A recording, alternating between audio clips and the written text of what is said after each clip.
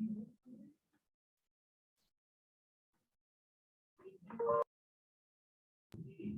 afternoon, sir. Good afternoon.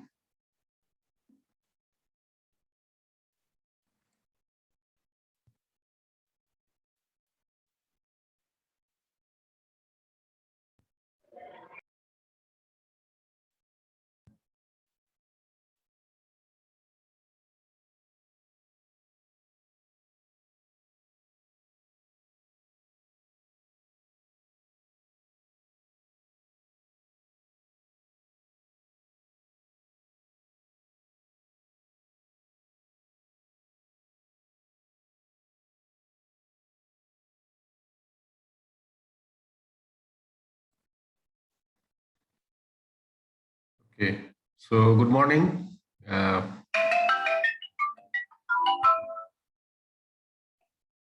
Hello.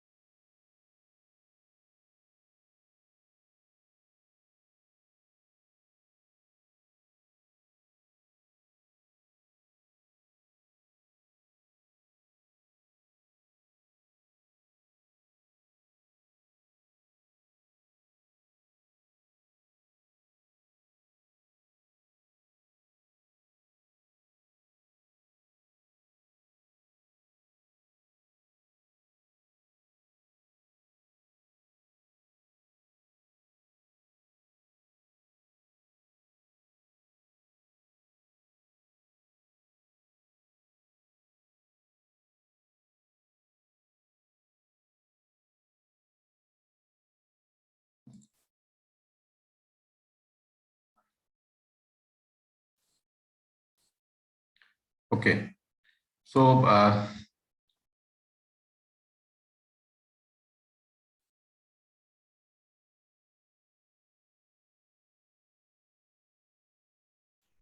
we have started this particle swarm optimization, and then what we'll do, we'll review this algorithm. Okay, the basic introductory part we have discussed in the last class. So now, and elaborately, we'll discuss this. What is this particle swarm optimization? Now, particle swarm optimization, it is abbreviated as PSO. So normally, if you search in Google, okay, or anywhere, this particular algorithm, it is abbreviated always as PSO. It is a novel population-based stochastic search algorithm and an alternative solution to the complex nonlinear optimization problem. So if you have a complex nonlinear problem, then there are many different kinds of optimization technique. So PSO is one of them, okay, in which the PSO can handle the lot of complex nonlinear optimization problem. Now, this PSO algorithm was first introduced by Dr. Kennedy and Dr. Everard in 1995. So both these scientists, this Kennedy and Everhart, they have actually devised this particular algorithm in 1995, and its basic idea was originally inspired by simulation of the social behavior of animals. So usually these all, most of the optimization algorithm, it is developed by imitating the behavior of the animals, okay, such as bird flocking. So when the birds are flocking in the sky, so we see a certain pattern, okay, when they are searching for the food. So we used to see their food searching pattern. Similarly, the fish schooling. Fish schooling is another basically example where we can see that in a pond, when the fishes, they are moving here and there, so their random movement, they are basically searching for their own food. Okay, so how these two behavior is animated in this particular PSO algorithm.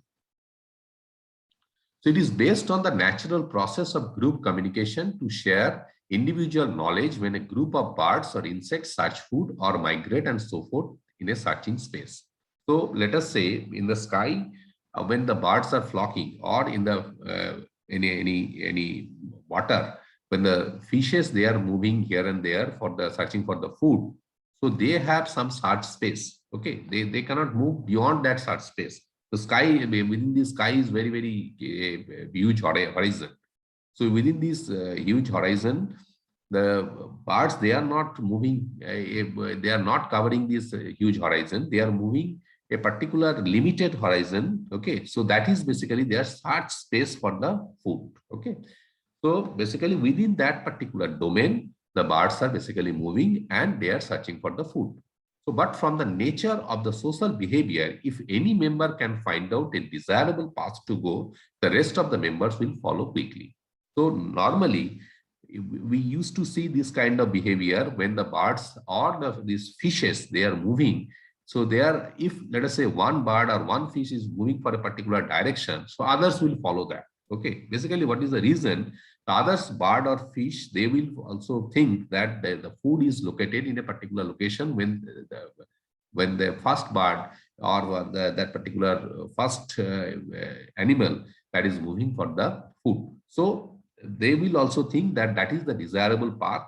If they follow that particular path, they will reach to that particular food location where actually the food is kept.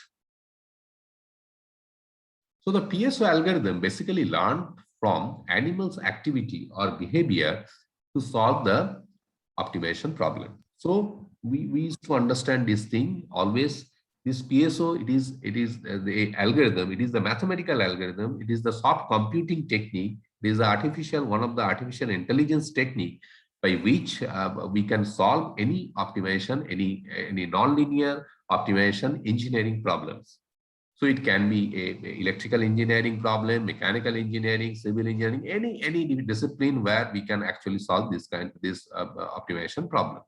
So in PSO, each member of the population is called a particle and the population is called a swarm. So in a PSO, what we'll understand, so there is a population is called a particle, okay, and the population is called a swarm, okay.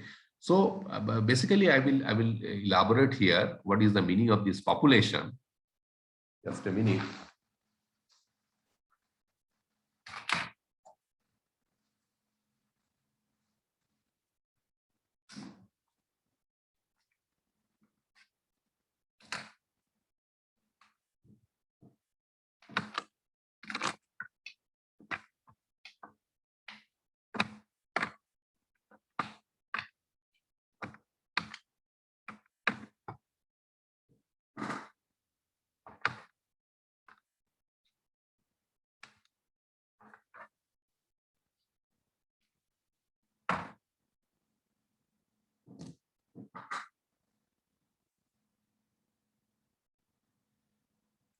Okay, so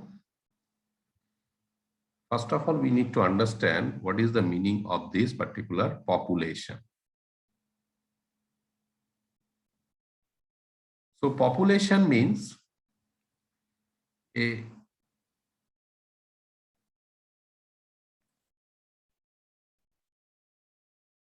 okay. So this is normally denoted by NP. Okay. So let us say there are 10 population. Okay. For example, there are 10 population. Now you have let us say the equation or something, say problem is fx, a very simple problem we are taking, x1 square plus x2 square, where x1 is basically, it is limited between 0 to 5, and x2, it is another variable which is limited between 2 to, let us say, 4, for example. And you have been asked that you find out the minimum value and maximum value for this particular function. Now, when we apply this particular problem with the help of this PSO algorithm, first of all, we have to know what is the population. So we need to generate the population for the individual variables. So how many variables are there in this particular problem? Can you tell how many variables are there? How many variables? Two, Two. sir. Two variables. Correct. There are two variables. So these two variables are required to be basically taken care, and these two variables are basically with the help of these two variables, we are actually want to optimize this fx function. So this fx to be optimized. Okay, this thing should be clearly understood. What is this fx and what is these variables? What is the purpose? Okay, so now let us say we have taken this NP equal to 10. So for individual variable, we need to generate a multiple number of population. So let us say this is x1 and this is your x2. Now this NP, this is your NP. So 1, 2, 3, this we need to generate 4, 5, 6, 7, 8, 9, and this is let us say 10. Okay. So randomly you will generate. So how to write the random number? If you write x1 equal to, let us say 5 into rand1, if you write in the MATLAB, so what will happen? You will get a number which will be between 0 to 5. This is the beauty of this MATLAB. Okay, if you will get this thing. Okay, so what we'll do, we'll suppose in the first, and if you run this particular thing for I equal to 1 to 10, okay, and this is n. So then what will happen? This particular, there will be x1, 10 numbers of basically x1 will be generated. So let us say the first one is 4.5, then it is 2, then it is 3.8. This is randomly. This is randomly generated. Basically, this is your 4.6. This is your 2.8.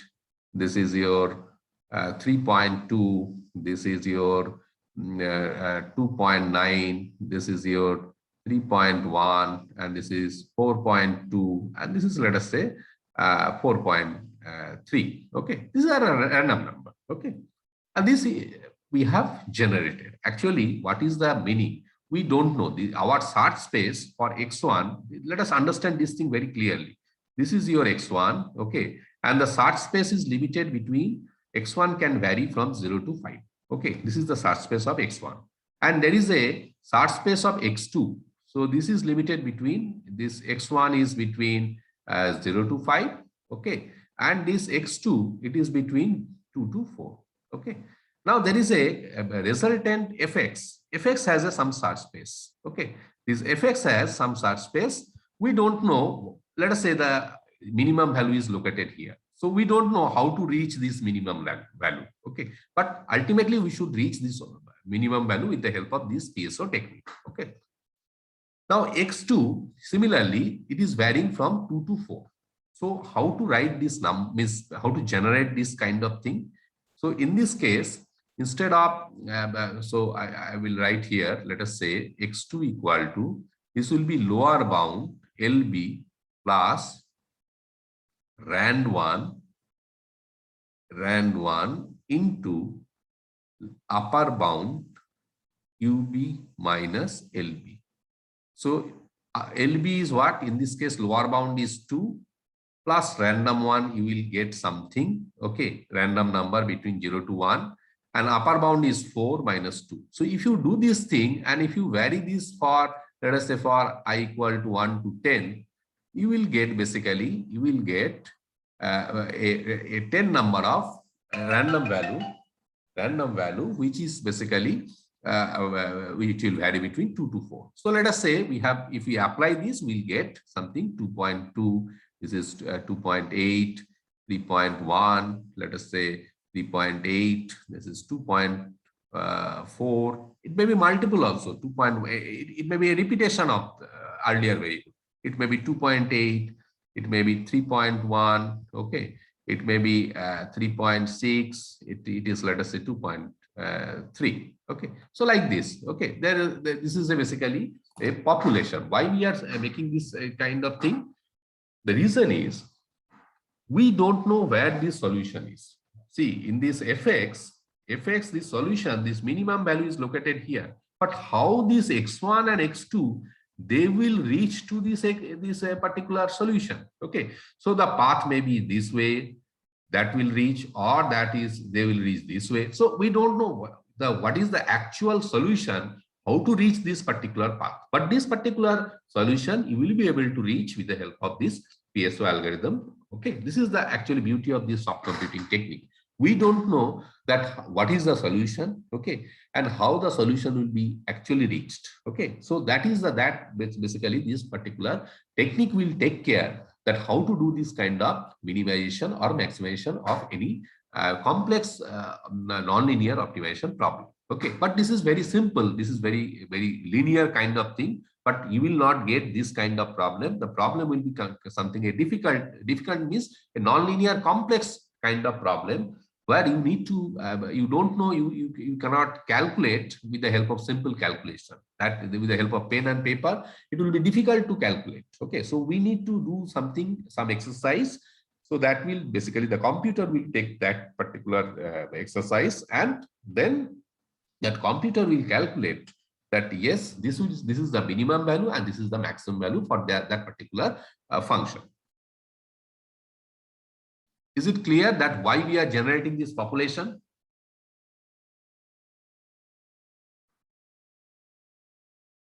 Hello? Hello? Yes, sir. Okay.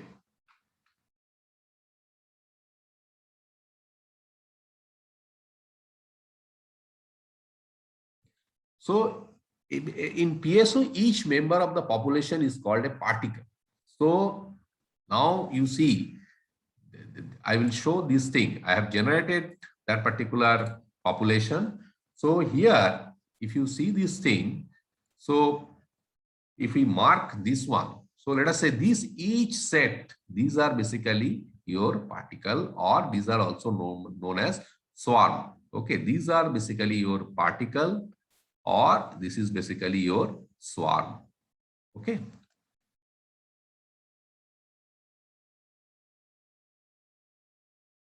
So starting with a randomly initialized population, see, we did a random fashion. We have not taken a fixed value. That cannot be, because any optimization technique, it will start with a random motion. So its movement is a kind of random. We don't know that what is the exact solution. So we'll start with a random fashion, but ultimately it will reach to the desired solution. What is the actually desired? So that will move. So how will move? That is the basically algorithm that we need to understand, that we need to apply. So anything you can do. Okay. So in a let us say I am giving a simple example how you apply this thing in your electrical engineering problems. So all of you know that what is the maximum power transfer theorem. Okay. So what is the maximum power transfer theorem? Anyone can, if you can give some highlight on this. What is maximum power transfer theorem in circuit theory, network theory? Anyone? If you share that brief of that, what is maximum power transfer theorem?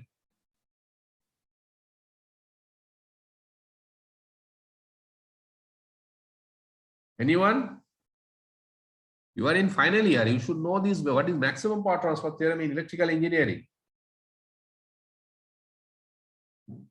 Please tell me. What is maximum power transfer theorem?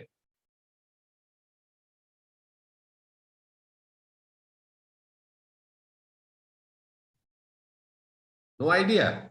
Have you heard this term anywhere?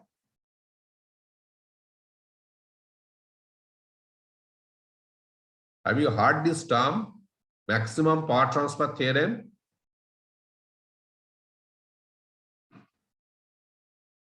Yes, sir. So what is that? Please share. Just you give me the brief of that. I don't want exact thing, but what is the brief of a rough idea that is the basically maximum power transfer theorem? It's fine. It may be wrong, but what is that? So to obtain maximum external power from a source with a finite internal resistance. Correct. So that is a network is there. Okay, so there is a source. Okay, and there is a basically a load is there. So maximum power can be transferred when that source resistance equal to your load resistance, or source impedance equal to your load impedance. Am I right or am I wrong? Please tell me. Load Yes, sir. resistance equal to Okay. source resistance, right, sir? Huh? Right, sir. Load resistance equal to source resistance. Correct. So, see, in network, you are doing those things, okay? But if you ask this particular algorithm to find, so what you will do? You will basically give this particular algorithm the equation, that equation which is involving your resistance. Let us, in a simplified way, we'll take that resistance is there. We'll not consider impedance. That is similarly applicable for the impedance also. There's no such difference, okay? Only that complex quantity will be involved. Otherwise, it is a real quantity that will be involved in the resistance part. Okay. So what will happen when you are having this, let us say a network is there and it involves a, let us say, I will show you the board. So that will be much more clear instead of discussing here. I'll give just a glimpse of that. So for example, there is a network. For example, this is a network, a DC network. For example, it is a 10-volt source. And this is a, let us say 2 ohm, and this is, for example, 3 ohm. Okay. So this is your, let us say 4 ohm, this is 5 ohm, something like that. Okay. A network, I will just give a glimpse of this. And this is your load resistance. Okay. We don't know this, what is the value of R.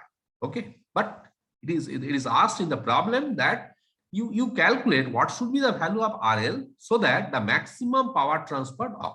Okay, so we have to calculate what is the source resistance, what is the load resistance. So what you will do, you will write the equation. It is the power equation. So what here has to be done? It is IL square into RL. Okay, so here let us say you have to calculate IL. So IL, how you will do? You will remove this load resistance and then you will calculate what is the current through this. So you will get some expression of PL. So PL will be involved with RL, but you don't know RL. But RL, you have some limit. Okay, RL is varying, let us say 0 to 100 or something, 500 or infinity, something like that. Okay. So what this particular algorithm will do, it will initialize the value of this RL and it will fetch those values, those initial values. So in the previous page I have shown you, this is the, it will generate a population kind of thing. So what will happen, this particular RL, so this RL will be the variable now. RL will be variable. So you will have a population, let us say if you take the population, maybe a 50 population, and if you have a values like this, so 200, 300, 400, something like that. So the values in those values will be generated. So the algorithm will take care that what should be the value of this RL. Okay, so this is one example just I am giving. There are n number of examples in your electrical engineering problems. In your electrical engineering problems also, there are n number of examples by which if you can apply this soft computing algorithm, it is very easy to calculate those values because the problem, basically only thing you have to know what is the algorithm. Okay, so if you know this algorithm, your half of the job is done. Okay, so then you have to substitute those values and you will get this thing. Okay, so this is basically the way we can solve this thing.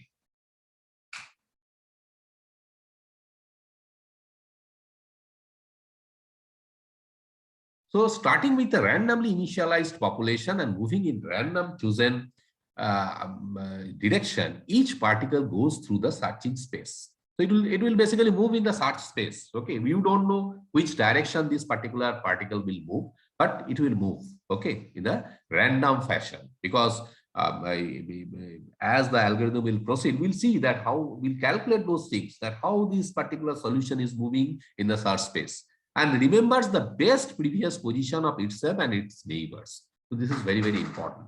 So it will always remember that what is the previous position of that particular particle and its neighbors. Neighbors means basically the group which is actually moving. So when let us say a group of birds, they are flocking in the sky, or a group of fish, they are moving in a pond. Okay, so basically each fish or each bird, they will also observe the behavior of the other bird. which direction they are moving. So basically, they are observing their previous own position, because when they are moving in the sky, they don't know where they are moving. Okay, but they actually observe themselves. What is their movement, means what is their position at the current instant, and they will see their neighbors. Their neighbors means they are basically the other birds or other fishes, how they are moving, because they should not be, that particular bird or fish should not be alone in the sky. Okay, because they are basically in a group, they are searching for the food. Okay, so that particular behavior is animated or it is implemented in the PSO algorithm. So how it is implemented, we'll see. In the last class, I have discussed something, but to reinforce what we have discussed, that with the help of this discussion, you will be able to understand this thing. So particles of a swarm communicate good position to each other as well as dynamically adjust their own position. So this is very, very important. So each bird or each fish, they will basically communicate between their own position. Okay, because they will always understand that what is their position, what is their location. Okay, so everything they will basically communicate. Why they are communicating? Because they will need to understand other parts or other fishes, how they are moving in that particular search space. So they will basically dynamically adjust their own position and velocity derived from the base position of all particles. So basically, out of those birds and out of those fishes, one bird or one fish that will particularly find the food, and that is the best bird or best fish, because something out of, let us say, 100 bird, the particular, let us say, 60th bird that has got that particular food, and that has searched that particular food from the sky. Okay, so that will say that particular bird is the best bird, because it has the ability to find the food from the sky, and basically that food is basically their objective. Okay, so how they will basically search this food, and how they are actually moving towards that best position. So other birds or other fishes, they will also remember this particular position or their particularly the best position of their group. Okay, so next step begins when all particles have been moved. So this, because what will happen, that is the kind of thing. The first one, if they are moving in a particular direction, others will follow that. Okay, it will happen to the among the students also. Okay, normally the students, if a particular student is doing some, let us say, some application to a particular company, so other student will also move to that. Okay, because they will find that yes, there is a something opportunity, job opportunity, or the placement opportunity in a particular company. So that is the usual behavior, the behavior of the human beings, or maybe all the living beings. Okay, so similar behaviors we can observe in the birds or the fishes also. So that same behavior, it is implemented in the PSO algorithm. So finally, all particles tend to fly towards better and better position over the searching process until the swarm moves to close to an optimum of the fitness function. So fitness function is your food. It is basically your food. So that every object, every, let us say, I will say not object, it is basically the birds or the fishes, they are trying to move towards that particular food. Okay. So in this particular algorithm, our objective is to get the optimum value of the fitness function. So I have shown you that fx, it was that function was fx equal to x1 square plus x2 square. So x1 square and x2 square, it has x1 and x2 has some individual values. Okay, we need to calculate what is the value of the minimum and maximum. So within that search space, that x1 and x2 will move here and there, and finally x1 and x2 will reach to the optimum value of that particular function. So that is basically the food, where the food is located, and after that random movement of the fashion, that particular birds or fishes, or in this case, it is the particle that is moving in a particular direction. So when they have reached that thing, so we'll say that the birds or the fishes that has reached, or the particle has reached to the optimum value. So the PSO method is becoming very popular because of its simplicity of implementation as well as ability to swiftly convert to a good solution. See, this searching process, it is a very lengthy process. Okay. When the computer is taking care, see, if you have learned any kind of, let us say, Newton-Raphson method or Gauss-Seidel method, I think you have learned it somewhere in the load flow study. Yes or no? Load flow study? Have you studied load flow study? Power system?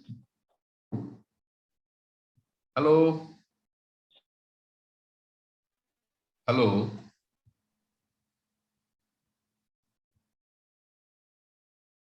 Are you listening? Yes, sir. Yes, sir. Okay. So have you studied that load flow study? Load flow study, that Gauss-Seidel algorithm, Newton-Raphson algorithm, Gauss-Seidel algorithm. So that was basically an iterative process. That was iterative process. So there are many iterations you are supposed to do. Okay. So if you have calculated manually, you have observed that thing, how that process is lengthy and how that process is basically it is not suitable for the pen and paper calculation. Okay. So that's why if we implement this thing in the computer will take that thing and within very short span of time, okay, we'll get that particular the solution, that the optimum solution. So we'll see that. I will show you that those codes and those things so that you will be able to run it. I will share with you so that you will be able to implement it in your problem also. Okay. So it does not require any gradient information of the function to be optimized and uses only primitive mathematical operators. So any information it is not required. It starts with some basic information. It starts with some basic information and then gradually it will actually reach to the optimum value.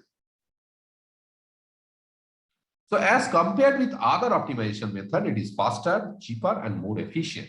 Okay. So in addition, there are a few parameters to adjust in PSO. So we'll see those things. It is basically a very faster method. It is very cheaper. Cheaper means it takes very less computation time. It takes very less computation means time means it is CPU time is very less. So when CPU time is less means it is a cheaper method and more efficient method. So in addition, there are how that is efficient, how that is cheaper. We'll see those with the help of examples. We'll take those things into consideration and we'll understand those things. So in addition, there are a few parameters to adjust in PSO. That's why PSO is an ideal optimization problem solver in optimization problems.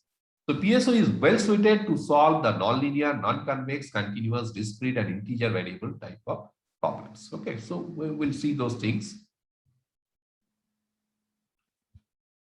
Now, next is the PSO is a member of swarm intelligence. Swarm intelligence is based on the collective behavior of the decentralized, self-organized system. Okay, it may be a natural or it may be a artificial. So it may be anything. It is a basically collective behavior of the decentralized or self-organized system.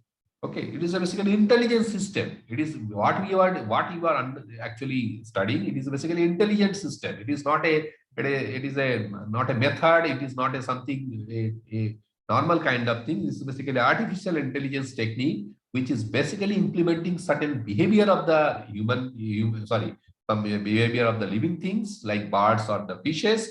So those behaviors are implemented in the form of some algorithms, which will basically calculate the optimum value. Now, the natural examples of SI are the ant colonies, fish schooling, bird flocking, bee swarming. So bees, those bees are basically moving here and there to collect the honey. Okay, so how they are moving? So that is under the swarm. Okay, this is under also swarm intelligence and so on. So there are n number of swarm intelligence algorithms if you search in the Google also.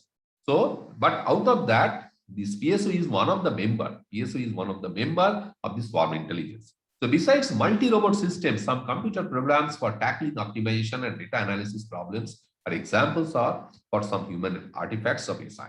So this is the basically, so these are some of the examples. Now, the most successful swarm intelligence technique are this particle swarm optimization and ant colony optimization. So out of that, ant colony optimization is not there in your syllabus, but we'll discuss this PSO in detail. So in PSO, each particle flies through the multi-dimensional space and adjusts its position in every step with its own experience and that of the peers towards an optimum solution by the entire swarm. So in PSO, each particle that is moving here and there. So how they are moving, how they are adjusting their position, how they are basically sharing their experience, own experience, as well as the experience of the others.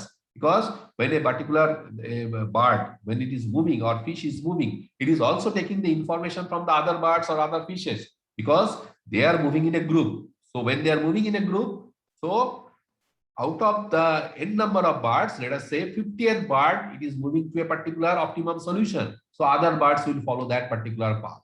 So that is the basically beauty of this particular algorithm.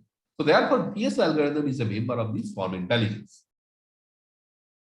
Now we need to understand what is optimization. So basically, we'll step further that we'll go into the detailed part of this. So optimization determines basically the best suited solution to a problem under given circumstances.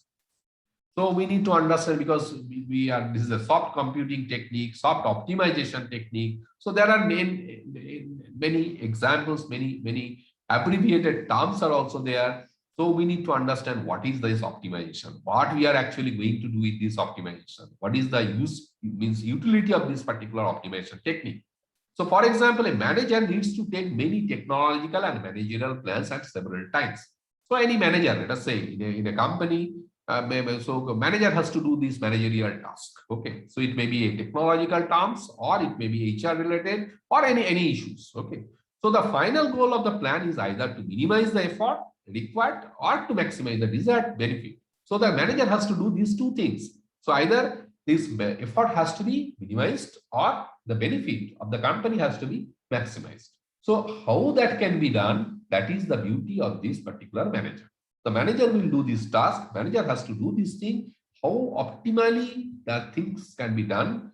So in the real world also, there are many n number of problems are there, n number of solutions are there, but how these problems has to be solved with a minimum effort, minimum thing, that is the basically task of the optimization. So here also in this PSO and Kalani, there are so n number of algorithms are there, genetic algorithm, let us say Shuffleprog algorithms, so many algorithms. If you search in the net, then you will get a number of algorithms. But what is this algorithm will do? These are the basically all subcomputing techniques algorithms. They are basically searching a good solution, let us say solution which we will get within a minimum effort, minimum computation time is required, and we'll get the best solution. So that is the basically the objective of any implementation of any kind of optimization technique. So optimization refers to both minimization and maximization. So you need to understand this thing. Optimization is a single term, but in this single term, there is a minimization as well as there is a maximization. So either, so in your, if you let us say in a company, either when we'll do the maximization, so we'll do when there is a profit has to be maximized. But what has to be minimized? Minimized means the cost has to be minimized. The operating cost has to be minimized. So that is basically one side you are doing the minimization, another side you are doing the maximization. So basically maximization and minimization, this is basically negative. These are basically, if you take a not of that, so that is basically, it is a complement of one another. Okay. So since the maximization of any function is mathematically equivalent to the minimization of its additive inverse of minus f, the term minimization and optimizations are used interchangeably. So that means if you tell that maximization equal to minus of minimization, so that means it is the same. Okay, so this thing has to be we are using, so it has to be used in a interchangeably. Okay, so optimization problems may be linear, called a linear optimization problem, or sometimes it is a non-linear optimization problem. So depending upon the type of problem, either whether it is a linear problem or it is a non-linear problem. So depending upon that, we will tell that this is a linear optimization problem, or it is a, if the problem is a non-linear kind of thing, we'll tell that is a non-linear optimization problem. Okay. So any doubt up to this thing? Any doubt? Anyone? Any question from anyone?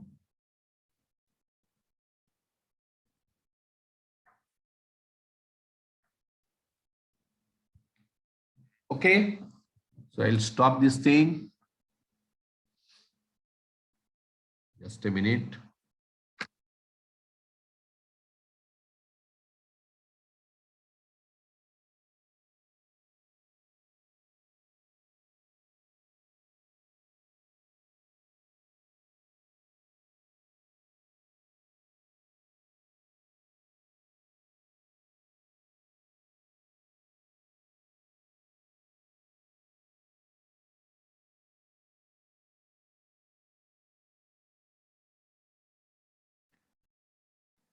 Okay, so I have taken your attendance.